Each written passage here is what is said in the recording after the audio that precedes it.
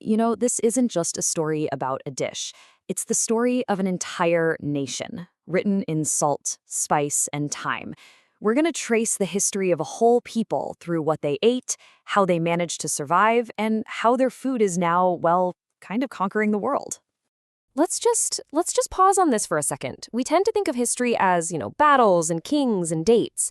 But what if the most powerful story is the one that's told right there on the dinner table? This quote nails it. The real soul of a nation, you can find it in its food. So let's ask that question directly.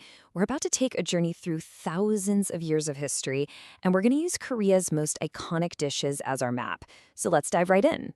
All right, so where do we even begin? Well, believe it or not, our story starts not in a kitchen, but with a myth.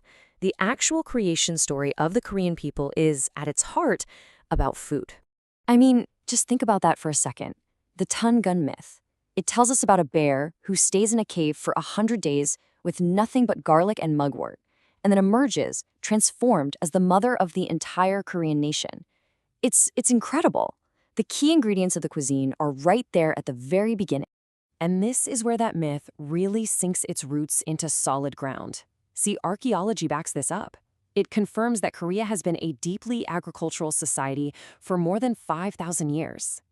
This ancient, unbreakable link to the land, that's the first key ingredient in our story. And from that ancient soil, a technique was born out of pure necessity: fermentation. To survive those brutal winters, those lean seasons, Koreans had to become masters of preservation. And this process, it's not just about making food last longer. It's about resilience. It would become the very soul of the entire cuisine. Okay, so let's hit the fast forward button for a few thousand years. We're jumping to a time when Korean food became more than just survival. It became an art form, a way to express philosophy, class, the whole social order. And the reason we know so much about this period is thanks to this incredible book, the Bang.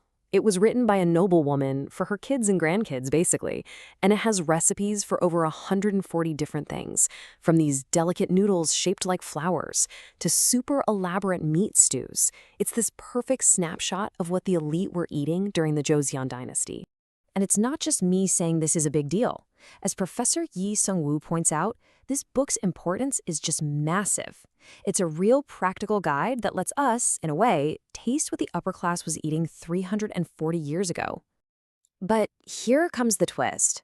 The one flavor that we all think of when we imagine Korean food today was totally missing. That fiery, spicy kick from gochujang and red chili? Nope, it just wasn't there yet. Red chili peppers hadn't even been introduced to Korea. All the heat in this fancy cuisine was coming from things like black pepper, mustard, and ginger. The entire flavor of a nation was about to get a major update. And that change, well, it was driven by hardship. The next chapter in this story was written during Korea's toughest century. War and occupation were about to reshape the nation's plate forever. This period really shows you how deeply food and history are connected. Under Japanese occupation, just making kimchi became this quiet act of cultural rebellion. Then, during the Korean War, pure scarcity led to the invention of a whole new dish made from American Army leftovers. And later, during the Vietnam War, a simple craving for a taste of home sparked a huge leap in technology. Just look at this image. It's incredible. The South Korean president at the time actually begged the U.S. to figure out a way to get kimchi to his soldiers in Vietnam. He said it was absolutely essential for morale. And the result? The world's first ever canned kimchi. A huge breakthrough in food science, all because of homesickness. So, all of this history comes together in a dish like budae jjigae, or army stew. It is literally a fusion of Korean resilience and the leftovers of an American military presence. Spam, hot dogs, cheese. It was born from the desperation of post-war poverty, and today it's one of Korea's most popular comfort foods. It's survival in a bowl. Okay, so from the ashes of war, South Korea pulls off this economic miracle. And as the country rose, it brought its food along for the ride, turning a national staple into a global sensation. And here's the thing, this didn't happen by accident. Oh no, this was a plan. First, industrialization makes kimchi available to everyone. Then, the 1988 Seoul Olympics gives it this huge international stage. And after that, the government started actively using something called gastro-diplomacy, basically using its awesome food to win friends and influence people.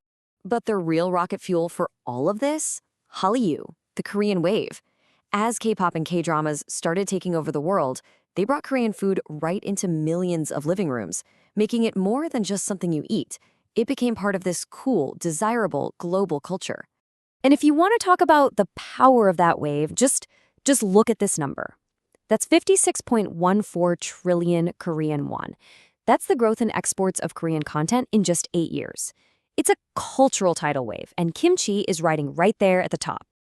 And if you need one single perfect and, let's be honest, absolutely ridiculous image to sum all this up, well, here it is.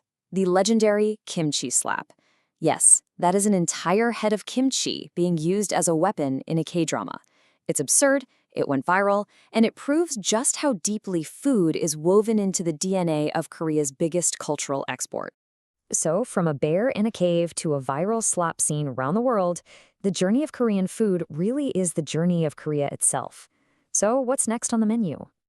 At the end of the day, it all comes back to this one idea. Kimchi isn't just a recipe set in stone. It's a living archive.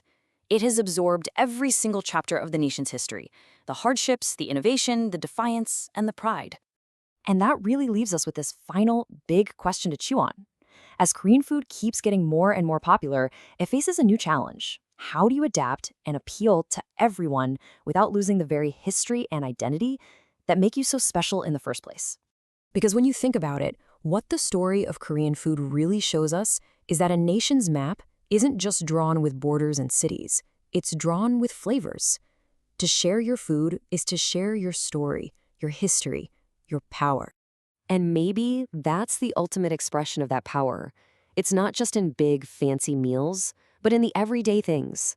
It's when a culture's entire story, its myths, its strength, its triumphs, can be held and tasted in something as simple as a snack. Now that is a power to be savored.